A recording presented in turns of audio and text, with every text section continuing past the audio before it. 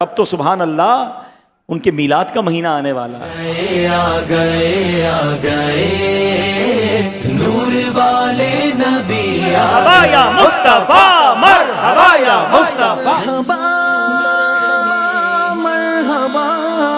इंशाअल्लाह इस बार अपना आप सजाकर भी मीलाद मनाएंगे इंशाअल्लाह।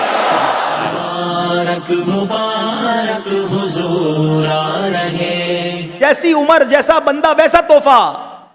प्यारे आका का मीलाद का महीना, उनका यौम विलादत आने वाला है, तो क्या गिफ्ट दोगे आप? आए हैं हुजूर आए हैं, आए हैं हुजूर आए हैं। लेकिन वही गिफ्ट देना चाहिए जो नबी पाक को पसंद है ना। और आका को क्या पसंद है? आका फरमाते हैं जुइलत कुर्रतु ऐनी फिस्सलाह, नमाज में मेरी आंखों की ठंडक है। आओ नमाजी बनकर मीलाद बनाते हैं।